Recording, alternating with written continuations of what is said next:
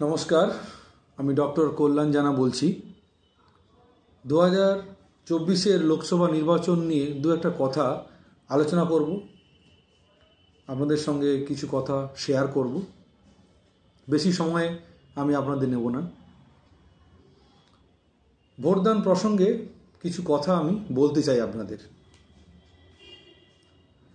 আমরা কাকে ভোট দেব বা কোন দলকে ভোট দিয়ে নির্বাচিত করব, এটা আমরা ঠিক করে নিলাম।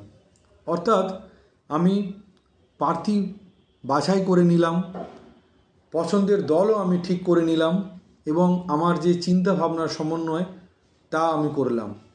কিন্তু আমি যেদিন ভোটের দিন সেদিন আমি ভোট দিতে গেলাম না।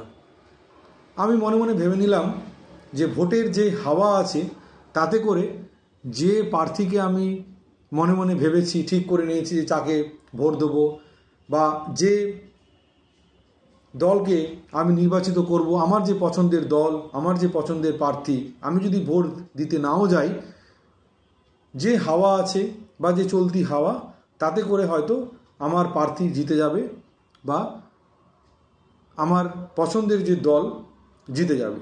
যদি এটা আমি মনে মনে ভেবে নেই, তাহলে সেটা কিন্তু আমি মারাত্মক ভুল হবে, আমার মারাত্মক ভুল।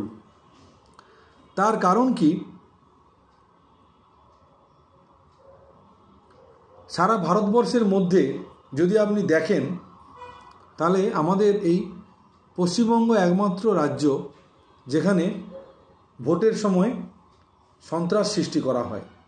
বিভিন্ন জায়গায় গণ্ডগোল হয়, ছাপ্পা ভোট হয়, পেশি শক্তির আনাগোনা, গুন্ডা বাহিনী বিভিন্ন জায়গায় সন্ত্রাস সৃষ্টি করে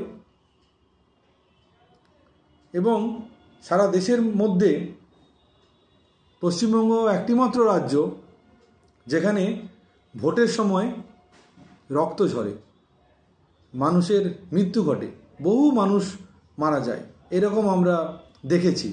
এবং সন্ত্রাস সৃষ্টি হয়, মারপিট হয়, গণ্ডগোল হয়। তার কারণ, ভালো মানুষ যখন সংঘবদ্ধভাবে নীরব থাকে, অন্যায়ের প্রতিবাদ করে না, তখন এই পেশিশক্তি বাহিনী বা গুন্ডা বাহিনী তারা কিন্তু বুঝে যায় যে আমরা ফাঁকা মাঠ পেয়ে যাব, ভোটে দুর্নীতি করতে পারবো এবং ভোটে আমরা ছাপ্পা ভোট মেরে আমরা ভোটের বাক্স ভরিয়ে দিতে পারবো। কারণ আমরা সবাই সপরিবারে আমরা ভোটে সামিল হই না, গণতন্ত্রের পূজা করি না। কিন্তু ভালো মানুষ যদি সংঘবদ্ধভাবে নীরব থেকে যায়, অন্যায়ের প্রতিবাদ না করে, তখনই কিন্তু এই ভোটে সন্ত্রাসটা সৃষ্টি হয়। তাই সপরিবারে সকাল সকাল নিজের ভোটটি প্রদান করতে হবে, নিজের যে ভোটাধিকার সেটা প্রয়োগ করতে হবে এবং গণতন্ত্রের পূজা করতে হবে, তবেই হবে গণতন্ত্রের জয়। তাই এই ধরনের মারাত্মক ভুল কিন্তু আমরা কখনোই করব না। ভোটদানে বিরত আমরা থাকব না। আমরা হয়তো ভেবে নিচ্ছি চলতি হাওয়া যে আছে তাতে আমার পছন্দের দল এবং প্রার্থী জিতে যাবে, সেটা সত্যিই মারাত্মক ভুল হবে। নিজের যে ভোটাধিকার, যে মূল্যবান ভোট, সেটা কিন্তু প্রয়োগ করতে হবে এবং সপরিবারে আমাদেরকে ভোটে সামিল হতে হবে। তবেই হবে গণতন্ত্রের জয়, তবেই হবে গণতন্ত্রের পূজা।